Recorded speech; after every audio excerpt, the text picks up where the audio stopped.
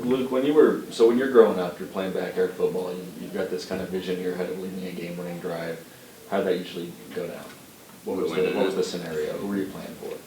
I just, whoever at the time, I was usually a Bronco guy, because I grew up a big Bronco fan in my family, so I was always leading the Denver Broncos against the Oakland Raiders, and kind of pulling out the win. I actually put some pillows down on our fireplace thing, and it's kind of weird because I didn't want to hit my head when I was diving in the end zone for a touchdown, and I accidentally burnt one of them, and my mom kind of got pretty pissed off at me, but I always envisioned myself winning the game and getting it done. So. On a keeper?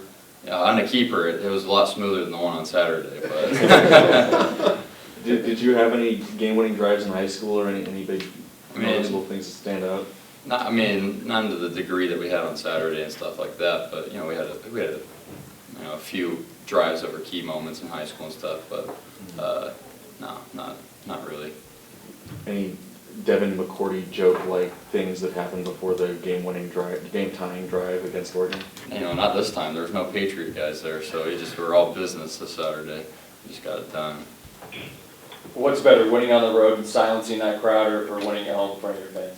I think both are great. You get wins and stuff. I think there's a certain fun of going there and silencing a loud crowd like the one at Autzen, and winning here in front of the fans that support you and stuff like that. We have some great fans here, so it's always fun to win at home. Why do you think Saturday's win was so important, or at least seems so important to this program and the fan base?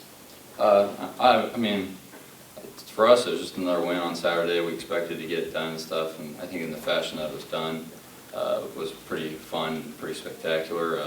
I think, since we haven't beaten those guys for a while, I think it meant a lot to the fan base and stuff. So I just think it was a good overall win for our program. And, we need to forget that one and move on to Oregon State this Saturday. Just in the time you've been back, have you gotten any personal sense of what it meant to the fan base, or do people seem more excited right now? A little bit. I got a few more texts than I usually do after a game and stuff, so I could tell just instantly right after. But we just got to, block out the noise, whether it be a loss, whether it be a win. In this scenario, it's a win. We got to, you have a short mindset. A short memory in college football, I think, whether it be a win or a loss. And we just so happen to win this Saturday. We got to forget about it and go back to work and do the things that got us to be successful, against Oregon. Do those wins give you a better sense, maybe a clearer sense of what you guys are capable of as a team? I think so. Just showing that what we can do when we rise up as a team together. Now, our biggest deal is just let's do it all 4 quarters instead of just at certain spots of the game. And I think if we do that, we're going to be one heck of a team to mess with. And so I just we go back and there's a lot of positives on this film, and there's some things we can build on. And I think if we get those things we can build on, we're going to be a great team. With the close games that you guys have had, and obviously with the way the season starts, does it make it easy for you guys to stay focused on the next task at hand and not kind of let there be a hangover from Saturday's game? Yeah, I think especially with the leadership on this team right now, with the older guys and stuff, we're really doing a nice job of just kind of focusing on the moment at hand. We always talk about football time, and I think Coach Lee just did a nice job in our team meeting yesterday of showing the good points of the game, but really addressing that one's over. We need to put that away, and we need to focus on Oregon State, and that's exactly right. We're gonna get to work and get after it this week. Offensively, do you feel like you guys are more confident week by week, or clicking better week by week, or how have you seen it progress? Yeah, I think there's just been constant improvement each week. Especially with the team overall. I think each week we're getting better, and that's a great sign. You guys start both halves with the touchdown drive. A, how important was that, and B, what's the difference in those situations than maybe the back half of the third when you guys maybe were spinning your wheels and weren't as productive as you would have liked? Yeah, those are good. You start Coach Leach always talks about the first drive and the second half would be the most important drives of the game. You get to a quick start, the defense stopped them, we got to score up, so it's a huge momentum deal. Now we just got to have that same tempo and do our job, what we did on that first drive and the remaining of the quarter. And like I said, that's one of the areas that we saw in film that we need to touch up on, and if we get that fixed, it's going to be really good for us. How much more fun would it be to lead some of these big time drives at home in front of, your student section?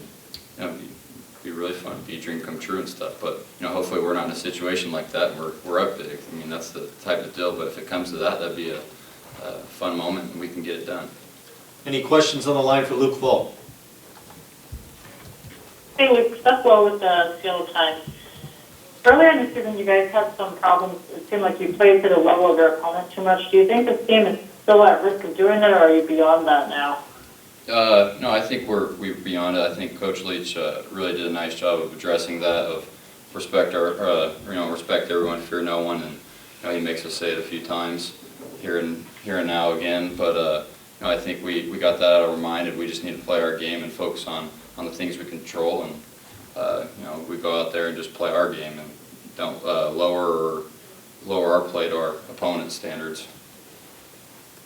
Okay, and then the last couple of games, it seems like the offense is stretching the field better. Is something clicking for you? Like, are you doing anything differently? No, I mean, I think it's just the defensive looks that we've been getting. The first few weeks, they kind of played off a little bit. You can't take many shots down the field, but the last few weeks they've given us opportunities where we can take a few shots, and we got a lot of great playmakers on this team, and my job is just to get it in their hands, and they've been doing a nice job of that. And finally, when you guys were in fall camp, you played, obviously, against Shalom Lumani a little bit. What did you see from him? Was that potential that he's been showing this season immediately evident to you when you first met him?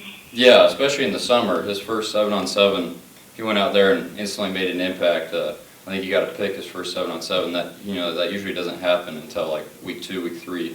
You've been here, and so instantly I saw he was a player, and in fall camp he's hitting the crap out of our offensive guys. So yeah. And I asked Peyton this earlier, but were you aware that he's like an international level soccer player? I had no clue. This is the first time I'm hearing it right now. He's a pretty humble kid. So. All right, thank you. Luke, Matt Calkins with the Seattle Times. Gabe was saying a second ago that before things changed, he said everyone was just tired of losing. People are coming from winning programs. Do you remember having that sense? Like, was there a conversation, or was there a moment where everyone just said, "All right, we got to bust out of this somehow"? I think it was just after the Cal game of just we had an opportunity, a lot of opportunities in that game that we should have been able to close the game, close the deal. And we came back, and being close just wasn't good enough anymore for us. And I think we all came together as a team and just said, enough of this crap. It's time to win. It's time to do what we came here to do, and that's a win. Get this program back on the right track. Any more questions for Luke?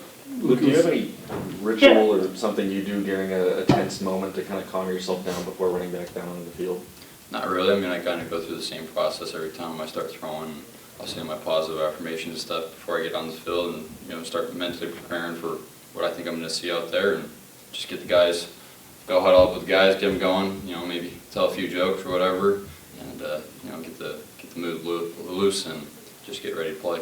So I don't think I have a real ritual. I just kind of have a process I like to go through. Look, it's hard to tell from the press box, but I know before the game the wind was pretty bad. Did you have to kind of adjust to that? I mean, a little bit. You got to spin it a little better. I think one of my throws got taken away a little bit because I didn't get a real good spiral on that, so I just had to throw the ball a little better. And fortunately, I was able to spin it a little better and throw a few times. The comment about cliche wasn't Gabe's only comment about you. He also said that he likes the fact that you're not a big ego quarterback. He thinks egos are getting out of control among quarterbacks in college football. Any thoughts on that? I mean, I just appreciate his comment, but I don't know. I mean, I just want to be here to win and do my job and my part, and I can. So. Is it a mark of this team? Do you find this team to be a kind of a low ego team? Yeah, I think so. I think really everybody in this team just kind of bought into the idea of doing what it takes to win, and that's just doing our job. And whether that be a scout team player or a guy like Gabe Marks, I mean, really just everybody's bought into doing what they can to help this team. Luke, Oregon State, last year, your first start. What do you remember about that game, obviously being your first start with the COUGS? It was a fun one.